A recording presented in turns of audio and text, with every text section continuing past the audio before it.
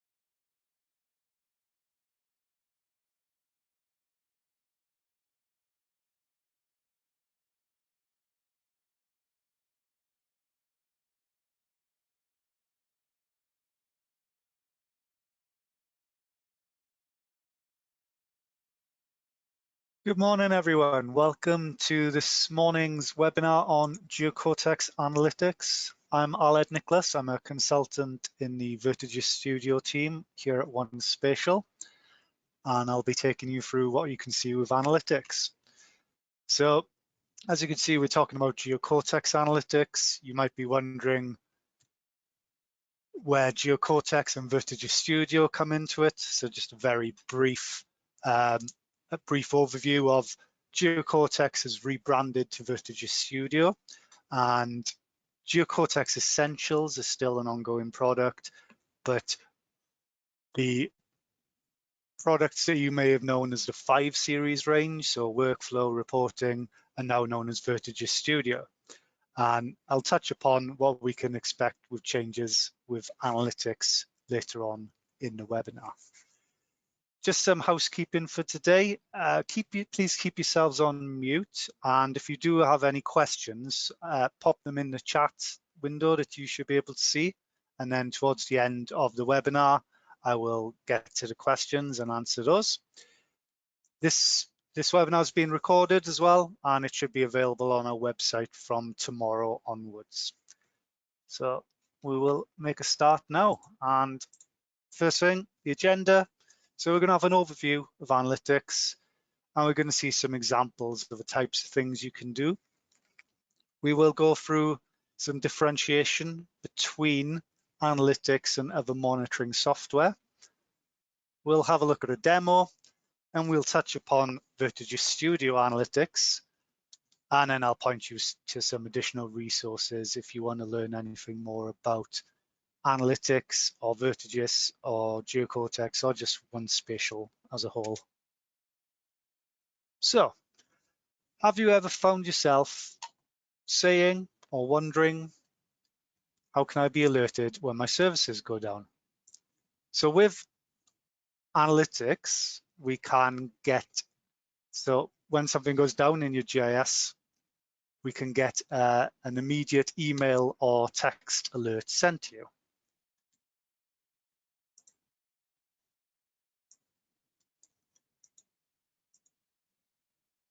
So what are users doing in my applications? Are they using it the way it's supposed to be used? Which tools are the most popular? How long do they stay in the application for? When they're in the application, what are they searching for? So all these questions can be answered using analytics. And by using the answers, we can then look at whether the app can be improved. I want to view trends on how my servers, services, and applications are performing. Did an app slow down? Are any map services or feature services unavailable? All this kind of information we can view over a specified time period. And using all those points, we can then ensure that we're justifying the cost of your GIS. If your GIS is constantly down, constantly unavailable to users, you're not really proving your return on investment. While if you have a GIS with end user apps that are available whenever they need to be available, And we know by looking at trends that the viewers are set up to maximize the way the users want to use them, then we are essentially proving our return on investment. So that brings us to GeoCortex Analytics. So we can monitor your GIS health, view historical trends, and gain insight on user activity to maximize return on investment.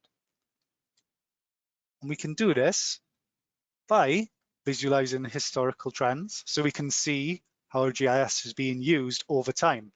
And when we're talking about the types of things we can visualize, we'll see all that when we run through demos, but we're going to be looking at what users are doing in our viewers, what our map services are doing, and the general health of our system.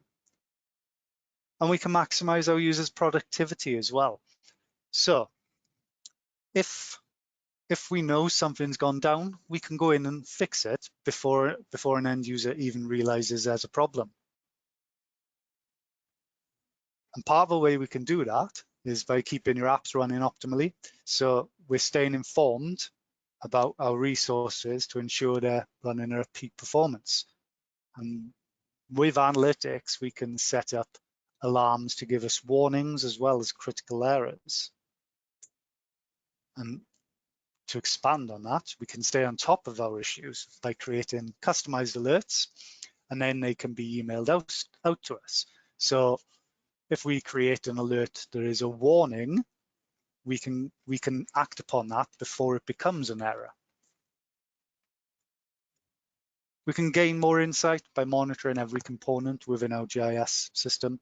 And I'm going to be talking a lot about resources when we go through.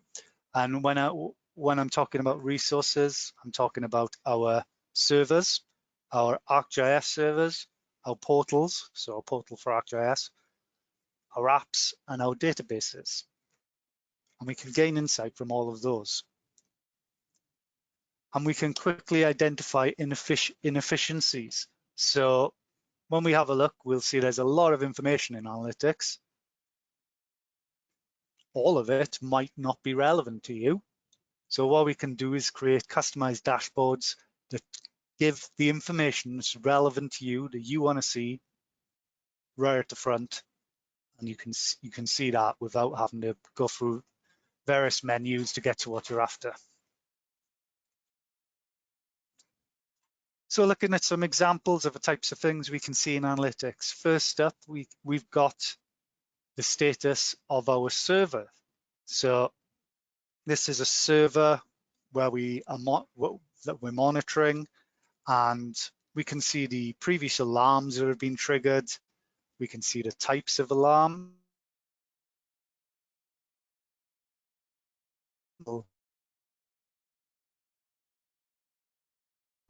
So we can see CPU usage, memory usage, whether it's available in disk space. We're fine now, there's a green tick next to them. If we expand one of the alarms, we can get a bit more information about it. So looking at that CPU usage, we can see that it's set to 80%. So when we go past 80%, that's an alarm triggered. Now what we've got there is occurrences 0 out of 3. So we're saying there, only alert us if this happens 3 times in a row. So if it happens once, might just be a peak. We don't need to worry about that. If it happens 3 times in a row, we need to know about that. So we'll send an email or text alert, whatever we've got configured.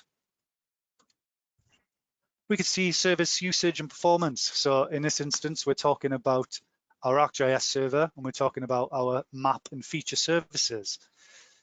We can see the total requests made against them, how many unique users, the average response time, and any alarms or errors inherent on those services at this time. We can see process usage chart. So this one in particular, this shows how much of a hit each map service has on the server. And we're talking about processor or memory. And we can filter things out. So we can have a look at just CPU usage. We can have a look at just memory. We can filter out any services we don't want to include so we can get a clearer picture. We can look at layer performance. So within a map service or feature service, we've got a number of layers. We can see what their response times are over a certain period of time. Now, that's useful in itself, that we can see are there any layers that are particularly slow. We can see there's a few there which seem to be slower than the others. Why is that? Is it just a hefty layer? Is there an error on the layer somewhere that's causing those reduced response times? We can see what times as well that these response times are peaking. So we can see around 6 a.m. a few layers are having quite long response times there. So that's something we could look at as well. So there's a bunch of different information we can get from that. We can have a look at different users. In this instance, we're looking at our web application users and specifically web app builder. And we can see our users there who've logged into this application. We could see the IP address, whether they're new users or returning users, the number of sessions, their average session length. If we then clicked in on each user, we can see that they're links. So we could get more specific information about what they're doing in the application by going into that link as well. So personally, I create quite a lot of GeoCortex Essentials sites and viewers. And this is one that I've always found useful, where we're looking at tool usage. This screenshot just shows that particular workflows are being used more frequently than anything else. When we have a look at an example, we'll see a different set of usage. But this is where we can start to look at what tools are our users using, how often are they being used, do we need to take any intelligence from that? So, as I mentioned, when we're talking about resources, we can configure our resources. So we're talking about servers, portal, ArcGIS server, web app builder, databases. And once we configure that resource, a set of alarms is included as a default. And it will depend on the type of resource as to which alarms are added. So in this instance, we're looking at a portal being added, and we can see the alarms are on there as default. We can change and add new alarms. We can edit the existing alarms. One thing we can also do as well, which is a really useful addition, is add any scripts to run. So in the event of one of the alarms being triggered, we could run a certain script. So for example, if we've got an alarm saying we're getting low on disk space, we might want to clear out some old log files. We might have a script that does that. If we're having an alarm triggered saying a certain map service is down, we could potentially get a script together to start all map services. So we can try and head off any issues without actually having to manually do anything to an extent. So when we log in to Essentials, we see all our current alarms. We can see the red ones are critical errors, our yellow ones are warnings. So if we click on one of these alarms, it'll take us to the affected resource, and then we can see all the information inherent with that resource and at the current status of it. We can look at our trends.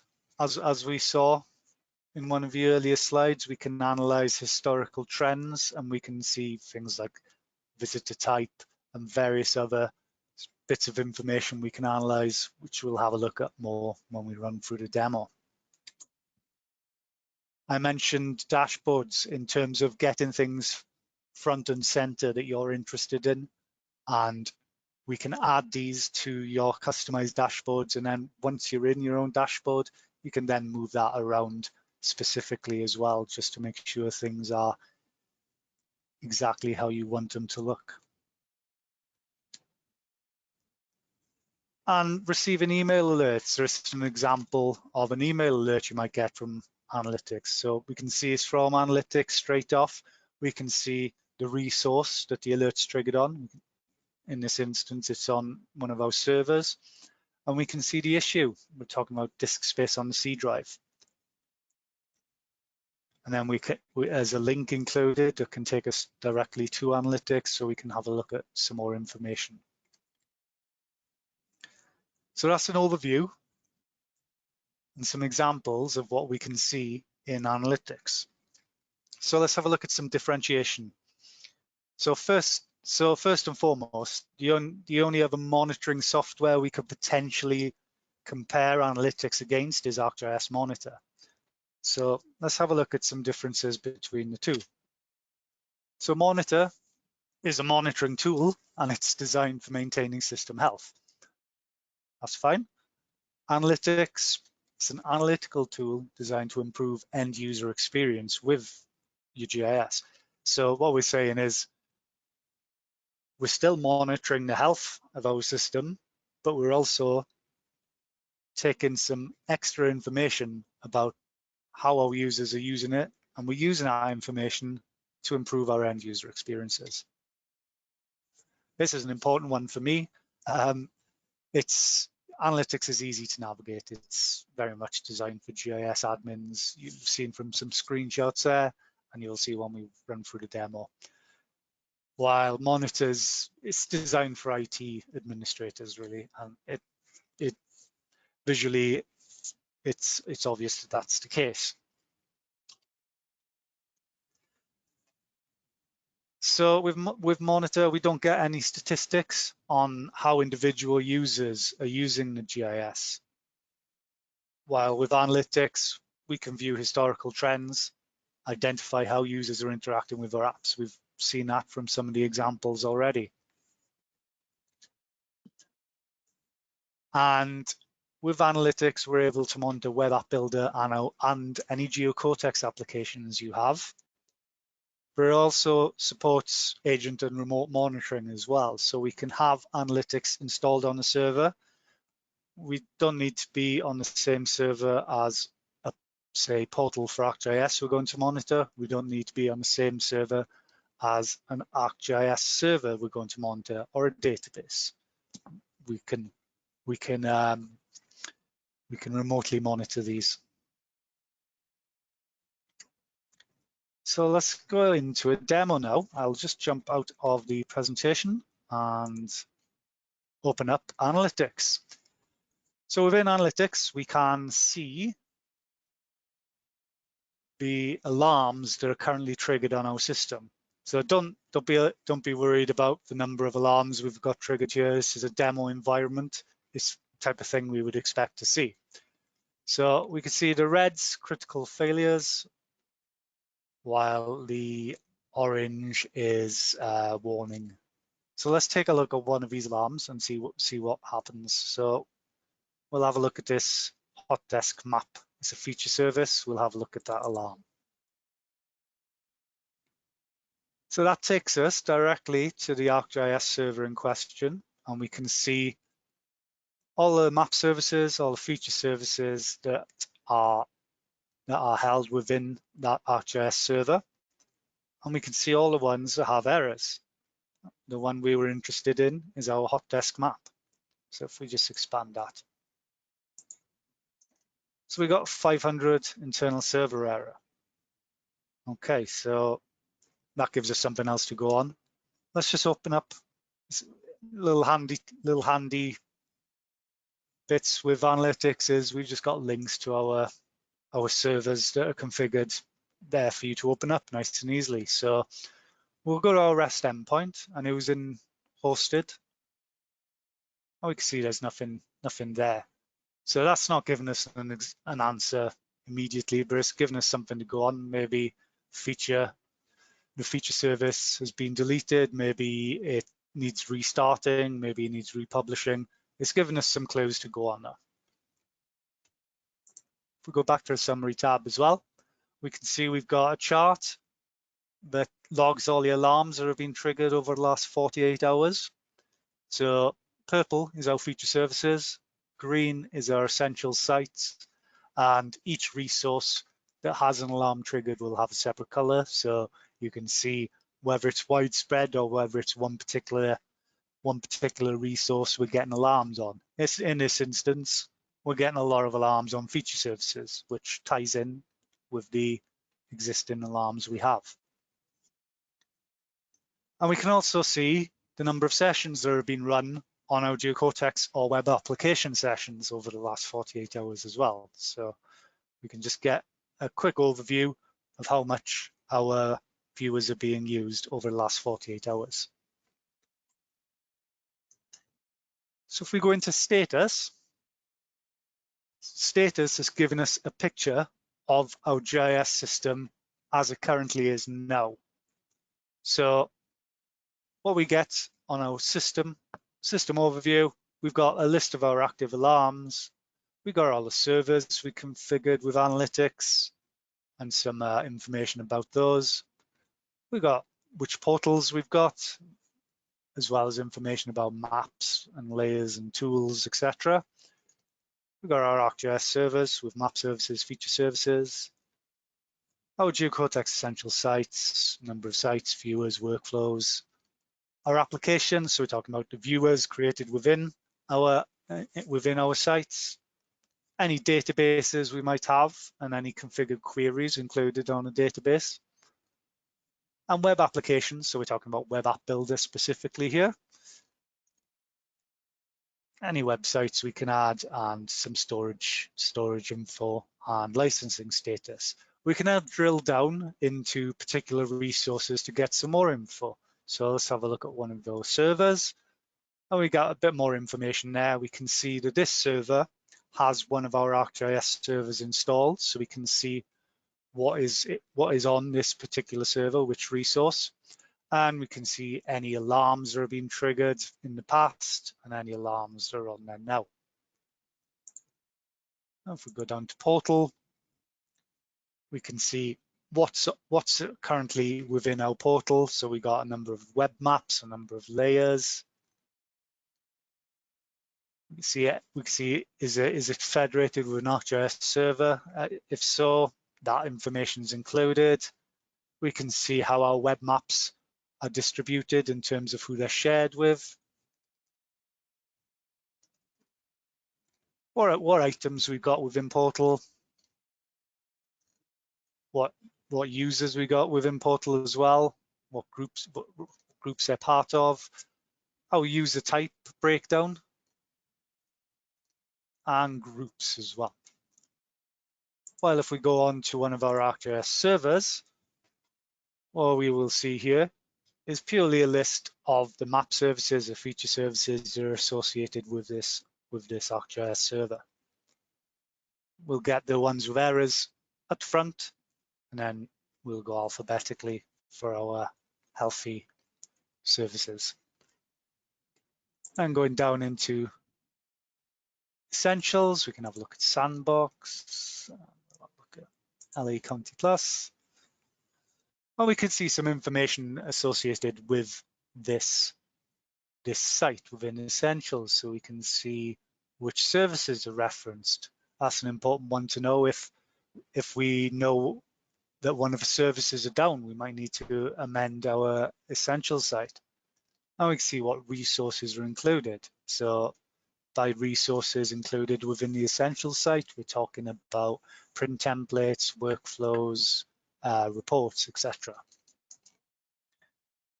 And then we can go into our viewer and we get similar information, reference services within that viewer, and any alarms. And then if we have a look at our trends tab, so trends, so this is filtering by time. So we can have a look at this month, last week, this week, yesterday, today, or we can add whatever date range we want to add within there. I've got last week and we'll stick with that. So what we get is a list of alarms that have been triggered in the last week. So we can see it in graph form, we can see it in list form as well. And one thing to note as well, all this information we see, whether it be in the status or whether it be in the trends, these can be downloaded to CSV. So this information can then be downloaded added to whatever reports you might need to include. If we have a look at a portal, so we can have a look at what's been happening on our portal over the last week. So we can look at user activity, what maps have been used the most, what layers are being used the most, any apps within portal, tools, etc. If we look at one of our servers, the information we can get from there is things like CPU time, network usage, memory usage. So we can start to dig down through trends and see whether there is a weakness in our GIS system we need to look at. If we look at our ArcGIS server, from there, we're getting that screenshot we saw in one of the examples. So the service usage and performance. So we can see the total requests being made against each service, the response times. We can see service usage in graph form as well. And then we can see performance in terms of response times for each of our services. Again, we can see one here that's really up and down. And I'd suggest we need to look at that because that doesn't look great. We can see peak time services are being used. So do we know certain time of the day people are more likely to log on and get some work done? Is there some information we can glean for that? Our alarms, our log errors, and any downtime as well. If we go and have a look at essentials, sort of information we can get from essentials. Let's go to County Plus. Similar kind of information, but specific to essentials. So what we're seeing is the GeoCortex services are being used in this site over this time period. So we're talking data links, print templates, and reports, workflows. We could see how many of them have been used over a week. We could see the site performance in terms of response times. Layer summary. So we can see what layers are on as default or what are not on as default, whether they're toggled on or off. So that can give us a good idea of which layers do we need to be on consistently, which ones do we need to be off consistently. And that can allow us to then build our viewers based on what users are actually doing in there. Are there layers which are turned off and never used, never toggled on? If so, do they need to be in the viewer at all? So we can make the viewers a bit more efficient as well by removing layers that don't necessarily need to be in there. We can see what our slowest layers are and potentially make some changes to that. And then if we go into the viewer itself, this is where we start to see information about the specific user and what they're looking at. So we can see visitor types. So we've got new users, returning users, and then based on overall sessions. So that can tell us the people going in, using the viewer, coming back and using it again, or are they just going in once and never visiting again? Is that what's expected of the viewer anyway? All very much depends on what the viewer is designed to do, but this kind of information can help to back that up. So we've got duration of visitor types as well. Duration by authentication type, peak times, concurrent session. So we got users as well. Again, this is whether they're anonymous, whether they're signed in, are they new users? What's their average session length? As we talked about when we were looking at some examples, tool usage. So in this instance, add markup is the top tool that's used. So that's out-the-box tool, as is identify and our print maps. So we can see that the out-of-the-box tools in this viewer are being used more than workflows. And that's interesting in itself. Are there tools which users are never using, but when you created the viewer, Did you have those tools specifically in mind? Do we need to bring them to the front? Maybe add some map tips on there or some descriptions so the user knows what they do. Maybe run some viewer tutorials if you can see there are important tools or workflows not being used. And we can have a look at what search histories are being run from our search tools in there, and look at session duration.